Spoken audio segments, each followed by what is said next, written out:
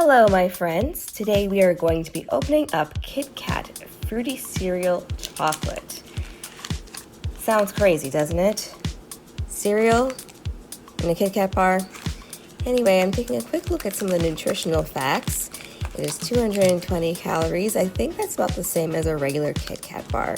So the idea, as you can see in that little picture there, is that this will kind of taste like Froot Loops, so a very fruity cereal. So when I open it up, I see that it's a very pale pink color, kind of the color that fruity cereal turns out to be, the milk at least in the bowl. So let's open it up. Clearly it's a white chocolate. And I can see some speckles. So I turn down the ISO so we can see it a bit clearer. You can see a bit of blue speckles, red speckles, probably a bit of yellow in there. Break it off.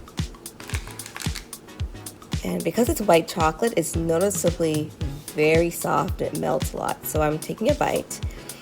And I describe it, it does very much taste like Froot Loops. It almost tasted like strawberry wafers with a bit of milk chocolate on the end. I could get notes of like the fake lime flavor and just a general berry flavor that it's supposed to be.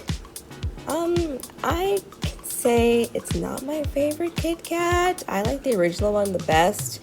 The green tea one's not too bad either, but I don't know. Tell me about this, guys. What do you think? Do you think it tastes good? Do you think it tastes like Froot Loops or other fruity cereal? Let me know. Do you like the white chocolate? Do you like the regular milk chocolate better? Just let me know. And make sure you like and subscribe. Bye.